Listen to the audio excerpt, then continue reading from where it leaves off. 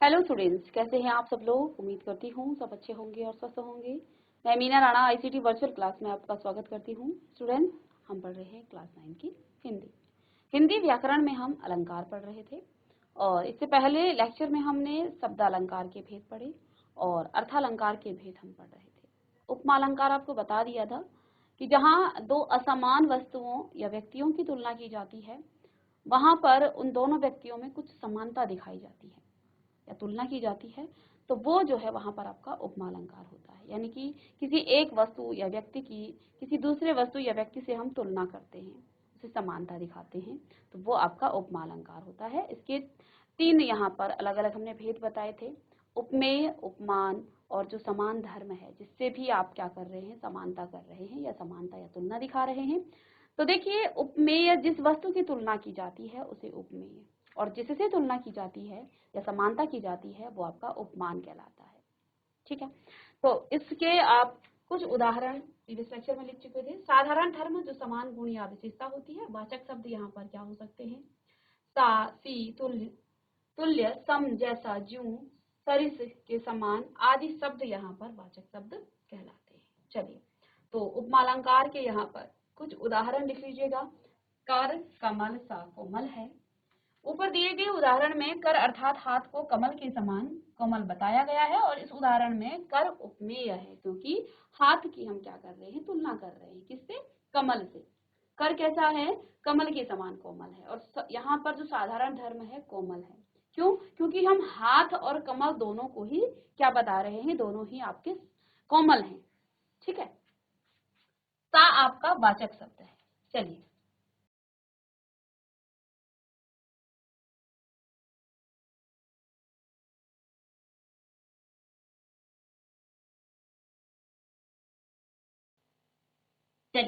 इसी का दूसरा उदाहरण है, नील गगन सा शांत हृदय था रो रहा।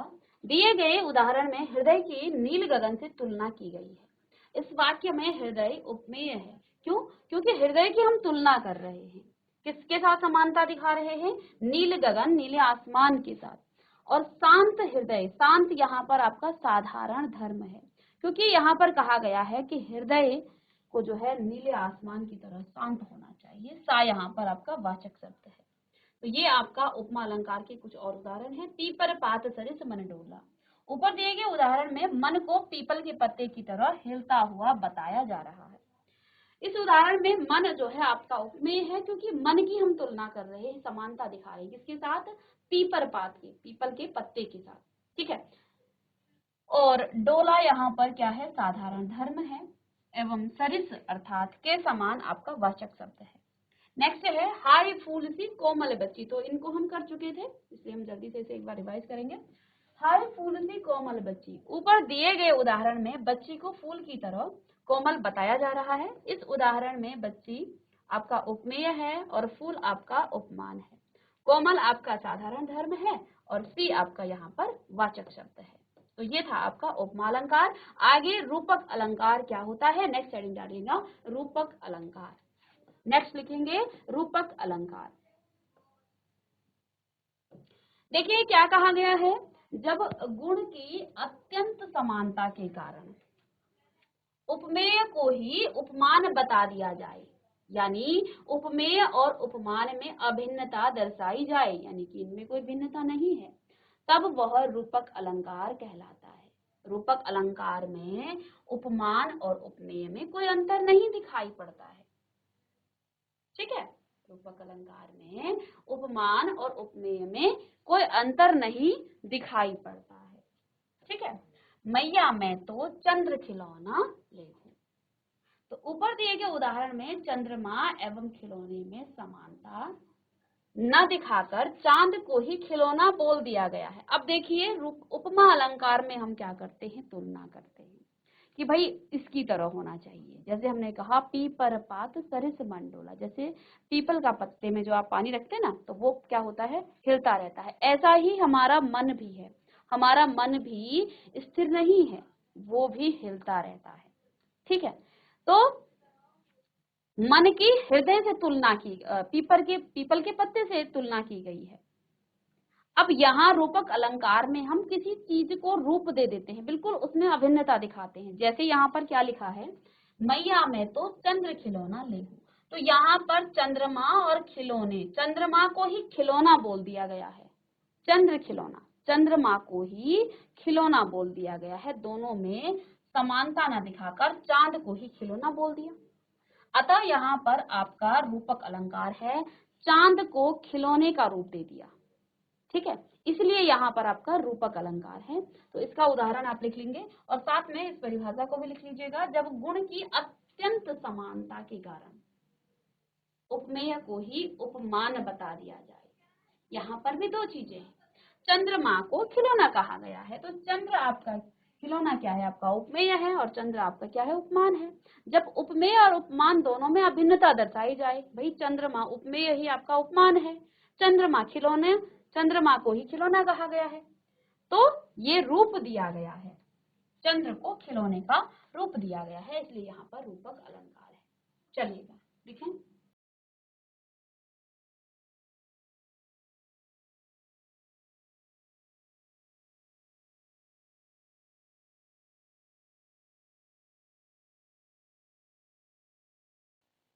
चलिए अब इसके भी कुछ उदाहरण आप लिख लेंगे। रूपक अलंकार के कुछ अन्य उदाहरण, चरण कमल बंदौ हरिराई। ऊपर दिए गए वाक्य में चरणों को कमल के समान न दिखाकर चरणों को ही कमल बोल दिया गया है। उपमा अलंकार में हम समान बताते हैं, तुलना करते हैं, लेकिन यहाँ पर चरणों को ही क्या बता दिया है, चरणों को ही कमल कह दिया है। चरणों को कमल के समान न बताकर चरणों को ही कमल बोल दिया गया है, अतः यह रूपक अलंकार के अंतर्गत आएगा, क्योंकि यहाँ पर चरणों को कमल का रूप दिया गया है, चरण कमल बंदौ हरिराई। तो यहाँ समानता या तुलना नहीं की गई है, बल्कि चरणों को ही कमल बता दिया गया है, चरणों को ही कमल का रूप दिया गया है, अतः इसमें भी आपका रूपक अलंकार आता है। चलिए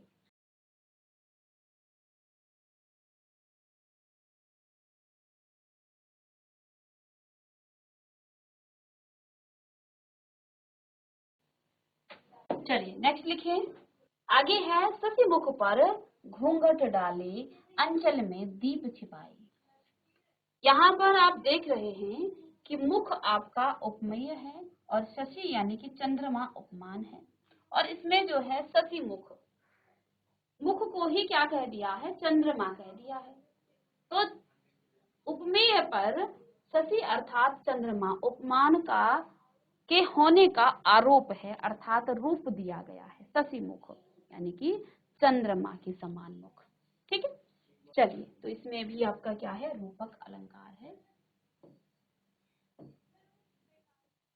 और कुछ और उदाहरण, मन सागर मनसा लहरी, बूढ़े बूढ़े बूढ़े बहे अनेक।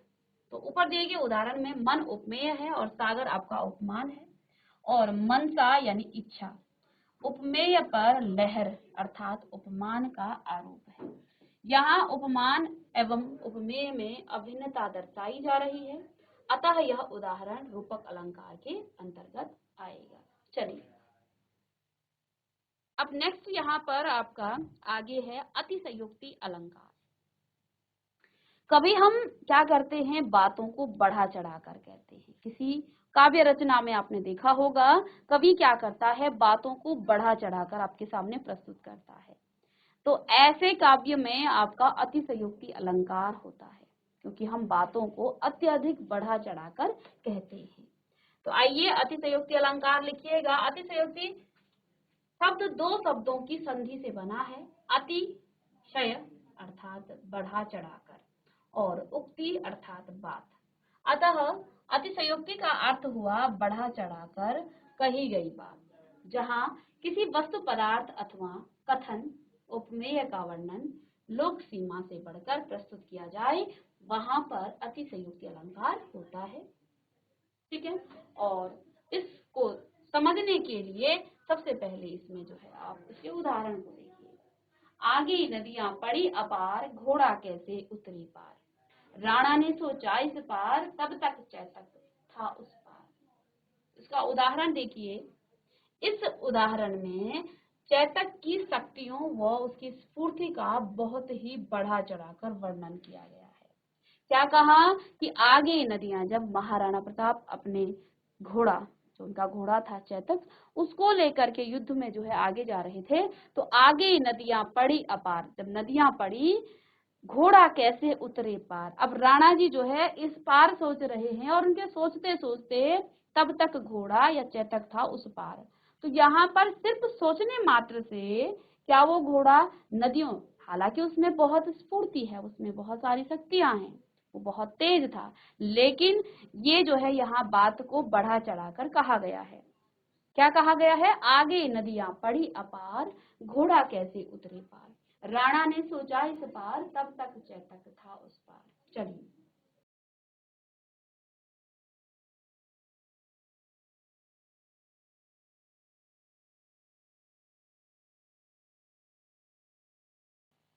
चलिए, ये था आपका अतिशयोक्ति अलंकार। कुछ और यहाँ उदाहरण हैं अतिशयोक्ति अलंकार के।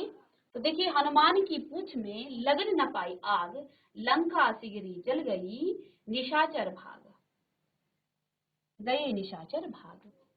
तो देखिए, हनुमान की पूंछ में लगन न पाई आग, यानी कि हनुमान की पूंछ में आग लगने से पहले, आग लगी ही नहीं थी कि लंका सिगरी जल गई, गई निशाचर भाग। पूरी लंका जल गई और सारी जो राक्षसियां वहां थी वो सारे भाग गए। तो क्या ये बात संभव है कि पहले हनुमान जी की पूंछ पर आग ही नहीं लगी थी कि पूरी की पूरी जो लंका है वो जल गई और वहां जितने भी राक्षस और राक्षसी थी वो सभी वहां से भाग गए।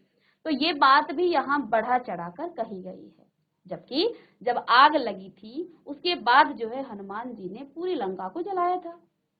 ठीक है, तो जल आग लगने से पहले ही पूरी लंका जल गई और सारे राक्षस वहां से भाग गए। तो ये बात बढ़ा चढ़ाकर कही गई है। इस उदाहरण को यहाँ से आप लिख लीजिएगा। तो देखिए, इसमें क्या लिखा है कि अभी हनुमान की पूंछ में आग लगने से पहले ही पूरी लंका जल गई और वो राख हो गई और सारे राक्षस भाग खड़े हुए।